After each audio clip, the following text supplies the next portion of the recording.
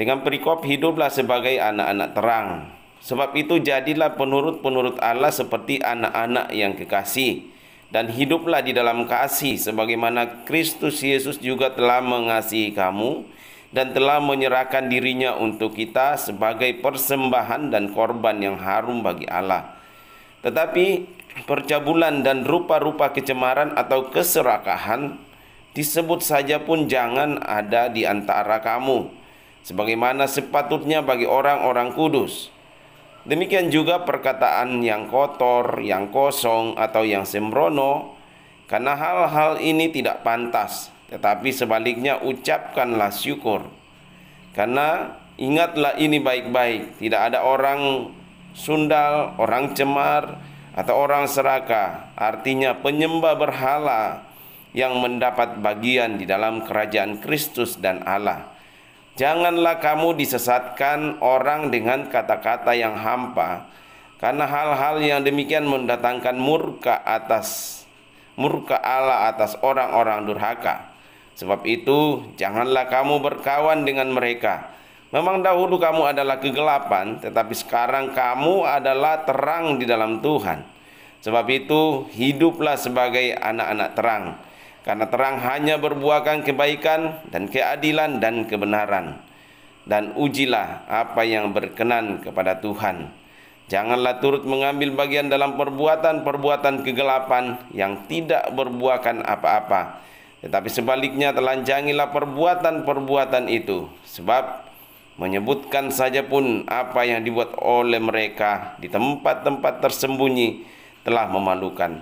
Tetapi segala sesuatu yang sudah ditelanjangi oleh terang itu menjadi nampak, sebab semua yang nampak adalah terang. Itulah sebabnya dikatakan, bangunlah hai kamu yang tidur, dan bangkitlah dari antara orang mati, dan Kristus akan bercahaya atas kamu. Karena itu perhatikanlah dengan seksama bagaimana kamu hidup.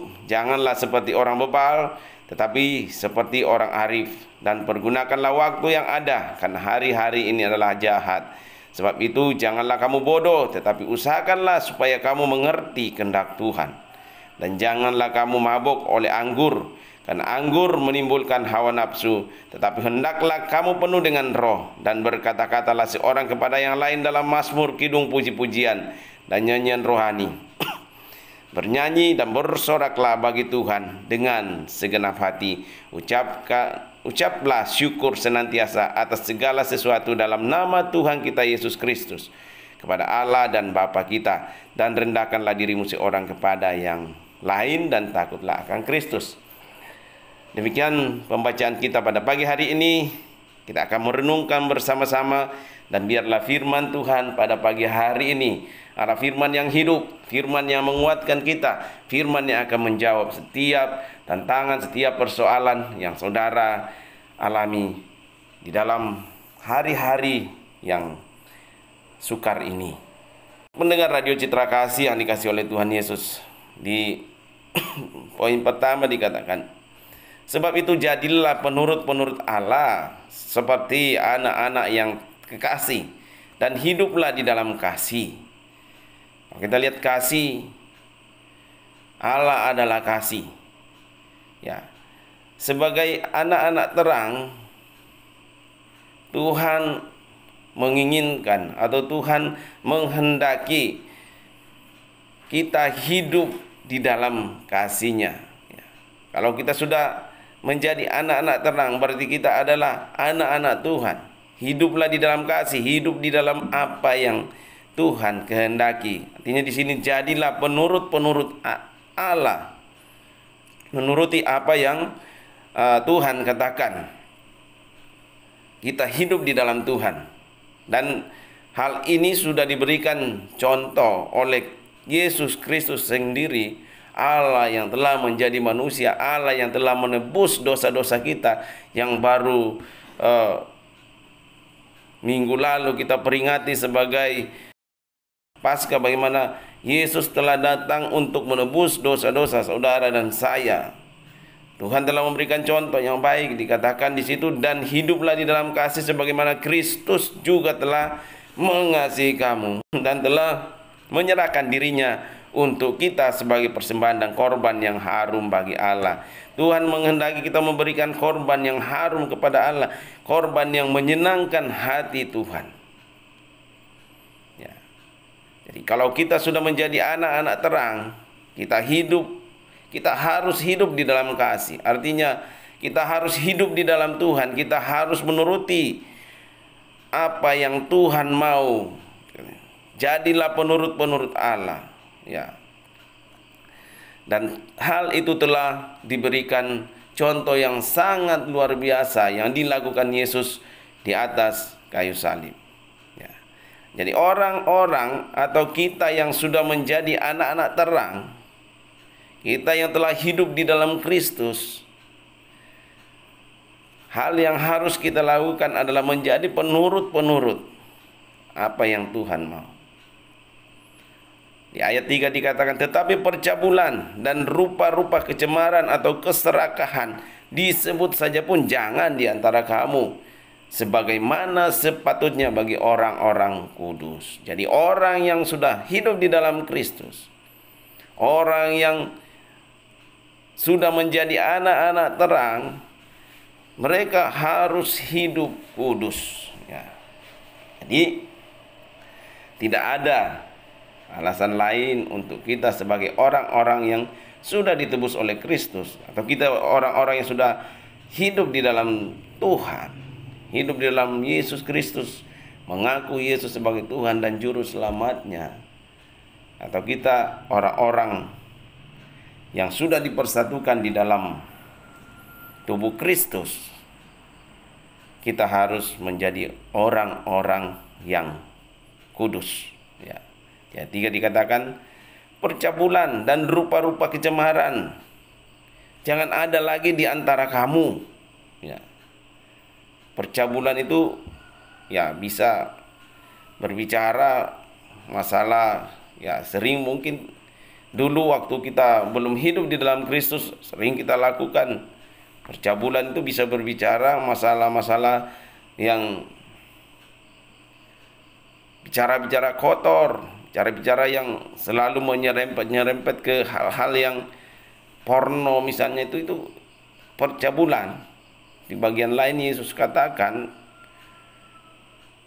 ya barang siapa yang melihat dan mengingini di dalam hatinya, dia sebenarnya sudah bersinah di dalam hatinya. Ya, dia sudah berbuat cabul. Ya. Dan rupa-rupa kecemaran, ya orang yang sudah hidup di dalam Tuhan, orang yang sudah menjadi anak-anak terang, artinya telah dipersatukan, telah didamaikan kembali dengan Allah. Harusnya di dalam hidupnya tidak ada lagi rupa-rupa kecemaran, hidupnya tidak lagi dicemarkan oleh dosa, tetapi dia harusnya hidup kudus, harus sesuai dengan panggilan kita. Kalau kita lihat di Efesus 4 ayat 1, di sini Paulus menasihatkan juga kepada jemaat yang ada di Efesus. Sebab itu aku menasihatkan kamu, aku orang yang dipenjarakan karena Tuhan, supaya hidupmu sebagai orang-orang yang telah dipanggil berpadanan dengan panggilan itu. Jadi kita orang-orang yang telah dipanggil di dalam Tuhan, harus hidup kita sepadan dengan panggilan kita itu. Ya. Harus sepadan. Kalau kita mengaku diri kita sebagai orang-orang yang dipanggil, orang-orang yang mengikut Kristus, harusnya kita juga atau karakter kita, sifat-sifat kita harus sesuai dengan karakter Kristus. Ya. Di dalam Kristus tidak ada percabulan. Di dalam Kristus tidak ada rupa-rupa kecemaran. Ya. Nah, kalau itu masih ada dalam diri kita, padahal kita mengaku sebagai pengikut Kristus, nah ini tidak sepadan dengan panggilan kita. Ya. Atau kita masih ada keserakahan. Firman Tuhan katakan, disebut saja pun jangan ada di antara kamu, apalagi dilakukan. Disebut saja pun jangan ada di antara kamu, apalagi dilakukan. Sebagaimana sepatutnya Harusnya orang-orang yang sudah hidup di dalam Kristus harus hidupnya sepadan dengan panggilannya, yaitu menjadi orang-orang yang kudus. Kudus di dalam pikiran, kudus di dalam perbuatan, dan kudus di dalam segala aspek kehidupannya. Memang tidak mudah untuk kita lakukan, tapi kita harus terus berjuang supaya kita semakin hari semakin serupa dengan karakter Kristus. Karakter kita semakin serupa dengan karakter Kristus. Nah, itulah dikatakan sepadan dengan panggilan kita. Hal-hal lain yang harusnya tidak ada lagi di dalam diri orang-orang yang sudah menjadi anak-anak terang atau sudah menyatu dengan Allah. Ya, tempat dikatakan demikian juga perkataan yang kosong, ya, ada artinya. Perkataan yang kotor, nah, mungkin ini masih sering terjadi. Tapi firman Tuhan pada pagi hari ini kembali mengingatkan kita, orang yang sudah hidup di dalam Kristus, artinya orang yang sudah menjadi anak-anak terang, perkataan-perkataan kotor itu sudah tidak harus ada di dalam dirinya. Dikatakan demikian juga perkataan yang kotor, yang kosong, atau yang sembrono, asal-asalan. Pernah saya katakan, mana yang harus kita lakukan? Berpikir dulu, baru bertindak atau berkata-kata, atau berkata-kata dulu, baru kemudian berpikir. Ya. Jadi harusnya kita berpikir dulu, baru kita berkata-kata. Apakah perkataan saya ini ada artinya? Apakah perkataan saya ini bisa menolong orang? Apakah perkataan saya ini sebaliknya bisa menyakiti orang? Atau apakah perkataan saya ini nggak ada artinya sama sekali, asal bicara, asal ngomong? Demikian juga perkataan yang kotor, yang kosong, atau yang sembrono, ya, karena hal-hal ini tidak pantas, ya. Walaupun kita kadang merasa ada masalah misalnya, sehingga atau kita lagi emosi, atau kita lagi jengkel sama seseorang, sehingga kata-kata itu kadang yang keluar adalah kata-kata kotor atau kata-kata yang kosong, yang tidak artinya tapi malah merugikan orang lain. Harusnya hal-hal ini tidak pantas bagi orang yang sudah menjadi anak-anak Allah atau anak-anak terang. Tapi yang harus terjadi di dalam hidup kita sebagai anak-anak terang, walaupun itu menyakiti kita misalnya, walaupun itu merugikan kita, walaupun itu hal-hal yang jauh, ya, atau menyinggung kita, tapi yang sepantasnya harus kita lakukan adalah mengucap syukur kepada Tuhan, atau mendoakan orang-orang yang berbuat jahat kepada kita. Di ayat 5 dikatakan, karena ingatlah ini baik-baik, tidak ada orang sundal, orang cemar, atau orang serakah, artinya penyembah berhala. Ini jadi orang-orang sundal, orang-orang cemar, ya, mencemarkan dirinya dengan berbagai macam hal-hal yang berdosa. Orang yang serakah artinya hanya egois, hanya memikirkan diri sendiri, tidak pernah memikirkan orang lain, bisa masuk dalam golongan orang-orang serakah. Artinya penyembah berhala yang mendapat bagian di dalam kerajaan Kristus dan Allah. Jadi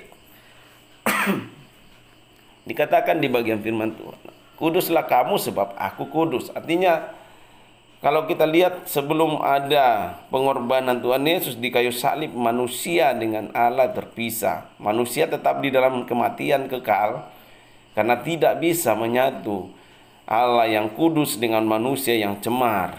Jadi dikatakan di sini, penyembah berhala, mulai dari ya orang yang sundal, orang yang cemar, orang yang serakah, tidak akan ada bagian di dalam kerajaan Kristus dan Allah. Ini jelas sekali ya. Jadi orang yang masih hidup di dalam keberdosaannya tidak akan pernah merasakan kerajaan Kristus, tidak akan pernah merasakan siapa itu Allah. Ya. Jadi janganlah kamu disesatkan dengan kata-kata yang hampa, karena hal-hal yang demikian mendatangkan murka atas orang-orang durhaka. Sebab itu janganlah kamu berkawan dengan mereka. Bahkan tegas sekali firman Tuhan, jangan kamu berkawan dengan mereka. Ya, karena kita bisa terpengaruh. Ya, perbuatan yang baik bisa dirusakkan oleh kalau kita salah di dalam memilih orang. Sebab itu janganlah kamu berkawan dengan mereka. Memang kamu dahulu adalah kegelapan, tetapi sekarang kamu adalah terang di dalam Tuhan. Sebab itu hiduplah sebagai anak-anak terang. Yang saya katakan tadi, Rasul Paulus katakan kepada jemaat di Efesus, aku sudah mendirikan aku orang yang dipenjara supaya kamu yang sudah percaya di dalam Kristus harus sepadan dengan panggilan kamu sebagai orang-orang yang dipanggil Kristus. Ya, kita harus memiliki karakter Kristus. Dikatakan di sini memang dahulu kamu adalah kegelapan. Ini disampaikan Paulus kepada jemaat di Efesus. Memang dahulu kamu adalah kegelapan. Artinya orang-orang yang tidak mengenal Allah, orang-orang yang melakukan hal-hal yang selalu bertentangan dengan apa yang Tuhan mau, hidup di dalam kegelapan. Tapi kita lewat peristiwa di atas kayu salib, lewat Paskah yang kita rayakan seminggu yang lalu, kita sudah tebus dengan harga yang mahal dan semua lunas selesai. Jadi kita adalah orang-orang terang, orang-orang yang tidak diperbudak lagi dengan kegelapan, tidak hidup lagi dalam kegelapan. Makanya sekarang kita adalah anak-anak terang. Nah, apa tugas kita sebagai anak-anak terang? Dikatakan sebab itu hiduplah sebagai anak-anak terang. Anak-anak terang tidak ada kegelapan ya. Yang dikatakan di atas penurut-penurut Allah. Jadi anak-anak terang adalah orang-orang yang menuruti apa yang Tuhan mau. Ya. Jadi kembali saya ulang, memang dahulu kamu adalah kegelapan, tetapi sekarang kamu adalah terang di dalam Tuhan.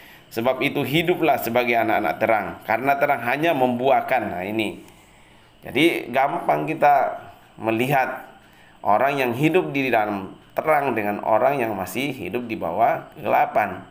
Kembali Rasul Paulus mengingatkan kepada jemaat di Efesus, dan tentu pesan ini juga masih sama disampaikan kepada kita, orang-orang percaya di zaman ini.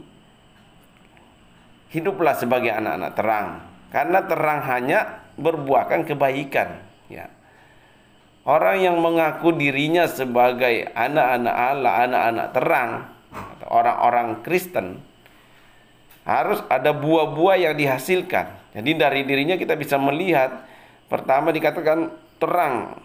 Ya, anak-anak terang akan berbuahkan kebaikan. Hidupnya akan menghasilkan kebaikan, bukan sebaliknya. Hidupnya dipenuhi dengan hal-hal yang jahat, hal-hal yang tidak sesuai dengan apa yang Tuhan mau. Tapi di dalam hidupnya akan menghasilkan buah-buah kebaikan dan keadilan dan kebenaran. Ya, tentu kebenaran, kembali saya katakan, menurut standarnya Tuhan. Ya, jadi bagaimana kita membedakan anak-anak terang dengan anak-anak yang hidup dalam kegelapan?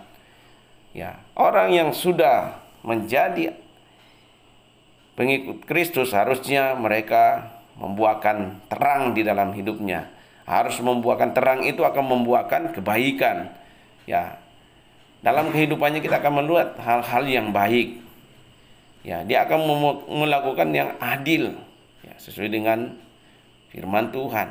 Dan dalam hidupnya akan membuahkan kebenaran. Kebenaran yang dilakukan, kebenaran yang sesuai dengan firman Tuhan. dan ujilah apa yang berkenan kepada Tuhan. Ya. Firman Tuhan pagi hari ini mengingatkan kita kepada setiap pendengar radio Citra Kasih yang dikasihi oleh Tuhan Yesus. Kita semua yang mendengar firman Tuhan pada pagi hari ini, janganlah turut mengambil bagian dalam perbuatan-perbuatan kegelapan. Jangan artinya kita dilarang. Jangan. Kalau kamu sudah hidup di dalam Kristus, kamu sudah mengaku sebagai orang yang percaya kepada Kristus, artinya kamu secara organisasi kamu ada di dalam gereja, kamu mengaku sebagai orang Kristen, hiduplah sepadan dengan panggilan saudara dan saya. Panggilan kita hidup menjadi anak-anak terang. Jadi jangan turut lagi mengambil bagian di dalam perbuatan-perbuatan kegelapan yang tidak berbuahkan apa-apa. Jadi dalam kegelapan itu hanya akan membawa kepada saudara dan saya kepada hal-hal yang buruk, kebinasaan di sana. Oleh karena itu firman Tuhan pada pagi hari ini mengingatkan kita, janganlah turut mengambil bagian dalam perbuatan-perbuatan kegelapan yang tidak berbuahkan apa-apa, tidak menghasilkan apa-apa. Kita lihat tadi ya di atas, terang itu apa yang dihasilkan oleh terang, ya. Dikatakan terang itu hanya berbuahkan, jadi tidak ada yang lain, hanya berbuahkan kebaikan. Ya. Orang yang sudah hidupnya terang pasti dalam kehidupannya akan ada hal-hal yang baik yang keluar dari hidupnya. Kemudian dia akan menghasilkan keadilan, dia akan menghasilkan kebenaran-kebenaran yang menurut standarnya Tuhan, bukan menurut pikirannya sendiri. Tetapi kegelapan dikatakan apa yang dihasilkan oleh orang-orang yang masih hidup di dalam kegelapan tidak berbuahkan apa-apa. Oleh karena itu firman Tuhan pada pagi hari ini kembali mengingatkan kita, jangan kamu turut mengambil bagian di dalam perbuatan-perbuatan kegelapan yang tidak berbuahkan apa-apa. Tetapi sebaliknya, telanjangilah perbuatan-perbuatan itu supaya kita menjadi orang yang terang. Ya, telanjangi artinya lepaskan gitu ya. Kalau kita pakai baju, ya ditelanjangi, ya artinya apa hal-hal yang ngasih gelap di dalam hidup kita, ya hal-hal yang tidak baik itu telanjangilah dari dalam hidup kita supaya kita menghasilkan hal-hal yang baik, hal-hal yang benar di dalam kehidupan kita. Saudaraku yang dikasihi oleh Tuhan Yesus, pendengar radio Citra Kasih, dikatakan kita harus hidup sepadan dengan panggilan kita. Di ayat 13 dikatakan, tetapi segala sesuatu yang sudah ditelanjangi oleh terang itu menjadi nampak, sebab semua yang nampak adalah terang. Jadi kita adalah orang-orang yang sudah hidup di dalam terang. Jadi semua akan nampak, tidak ada lagi hal-hal yang gelap di dalam kehidupan kita karena Allah adalah terang.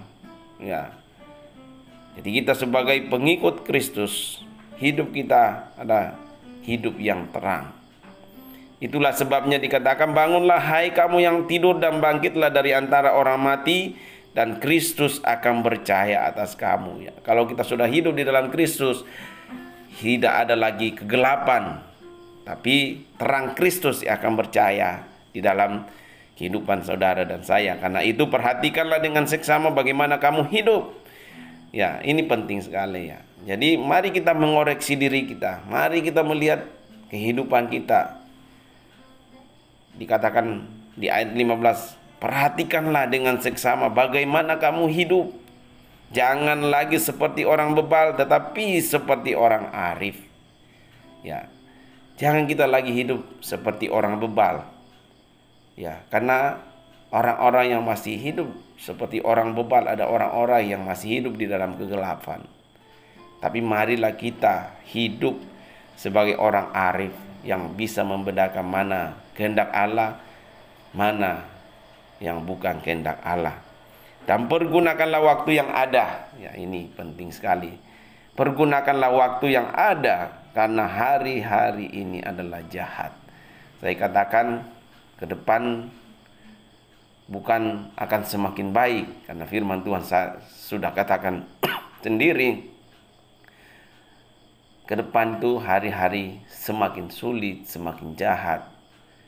Makanya anak-anak Tuhan harus memperlengkapi diri, harus tetap ada di dalam terang, supaya kita bisa melewati hari-hari yang jahat itu, masa-masa yang sulit itu.